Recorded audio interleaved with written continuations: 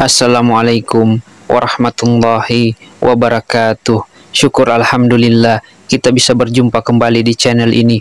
Salawat serta salam semoga selalu tercurahkan kepada junjungan kita, yaitu baginda Nabi besar Muhammad sallallahu alaihi wasallam. Allahumma sholli ala sayyidina Muhammad wa ala ali sayyidina Muhammad. Sahabat beriman yang dirahmati Allah, berwudu memiliki kedudukan yang penting dalam agama Islam. Tidak sahnya wudu seseorang dapat menyebabkan sholat yang ia kerjakan menjadi tidak sah. Sedangkan sholat adalah salah satu rukun Islam yang tidak dapat ditawar-tawar lagi. Oleh karena itu, merupakan suatu kewajiban bagi setiap muslim untuk memperhatikan bagaimana dia berwudu. Nabi Shallallahu Alaihi Wasallam bersabda, tidak diterima sholat yang dilakukan tanpa wudu, dan tidak diterima sedekah yang berasal dari harta yang didapat secara tidak halal. Hadis riwayat Muslim.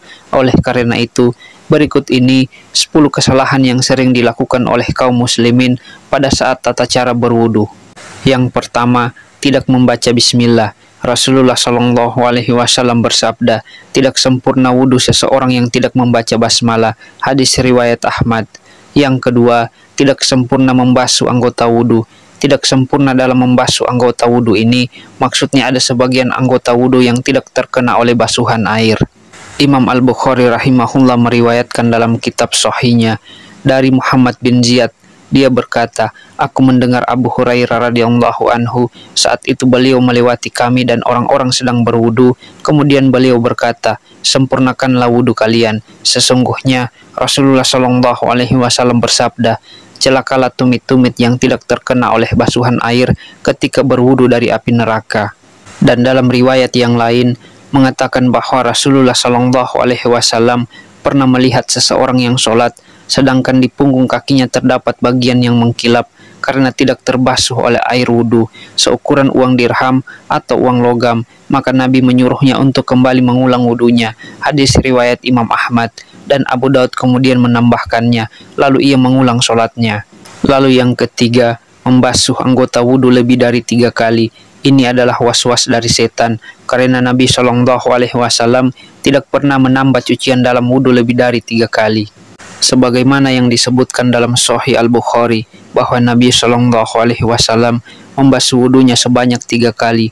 Maka yang wajib atas seorang muslim adalah membuang semua was-was dan keraguan-raguan yang muncul setelah selesai berwudu, dan jangan menambah lebih dari 3 kali cucian untuk menolak was-was yang merupakan salah satu dari tipuan setan. Yang keempat, boros dalam penggunaan air.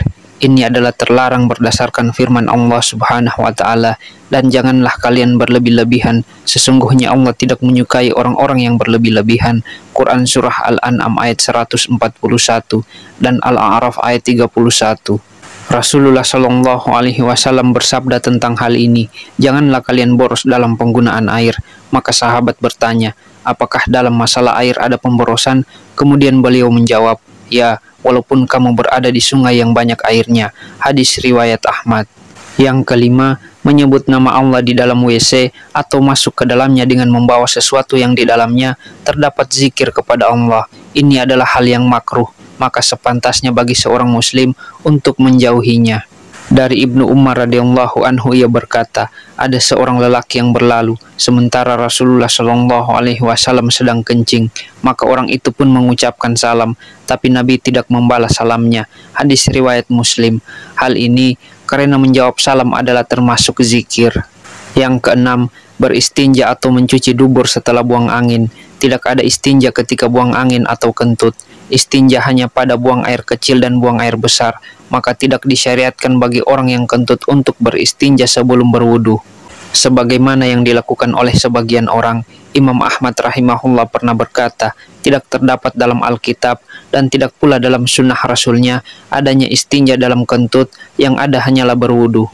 Yang ketujuh, tertidur kemudian tidak mengulang wudunya. Sebagian orang tertidur di masjid, kemudian apabila iqamah dikumandangkan, dibangunkan oleh orang di sebelahnya, lalu langsung bangkit sholat tanpa berwudu kembali. Orang yang seperti ini wajib baginya untuk berwudu kembali, karena dia terlelap dalam tidurnya. Adapun kalau dia sekedar mengantuk dan tidur nyenyak, sehingga masih mengetahui siapa yang ada di sekitarnya, maka tidak wajib baginya untuk berwudu kembali. Yang kedelapan, meninggalkan istinsya dan istinsyar. Istinsya adalah menghirup air lewat hidung sampai ke pangkal hidung, dan istinsyar adalah mengeluarkannya air yang dihirup tadi dari hidung.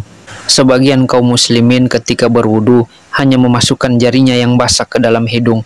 Dalil tentang istinsya dan istinsyar adalah hadis yang terdapat dalam Sahih Al-Bukhari dari Imran, beliau mensifati wudu Utsman radhiyallahu anhu. Kemudian ia memasukkan tangan kanannya ke bejana, lalu ia berkumur menghirup air ke hidung dan mengeluarkannya.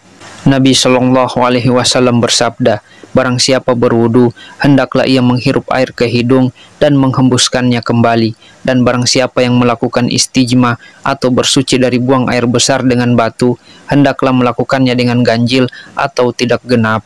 Yang kesembilan, menganggap mengusap leher dianjurkan. Padahal sebenarnya tidak demikian, ia tidak dianjurkan dan tidak termasuk ibadah dalam berwudu. Kemudian yang ke-10, berdoa pada saat membasuh anggota wudu. Imam An-Nawawi berkata, doa-doa ini yakni doa-doa pada saat membasuh anggota wudu tidak memiliki dasar. Dan sebagian ulama mengatakan bahwa tidak ada doa dari Nabi Shallallahu Alaihi Wasallam pada saat membasuh dan mengusap anggota wudu, dan doa yang disebutkan dalam hal ini adalah bikinan orang yang tidak berdasar. Yang diketahui secara syar'i adalah membaca basmalah di awal wudu, membaca salawat ketika membasuh muka, dan mengucapkan 2 kalimat syahadat di akhir wudu, ditambah dengan, ya Allah, jadikanlah aku termasuk orang-orang yang bertaubat, dan jadikanlah aku termasuk orang-orang yang bersuci.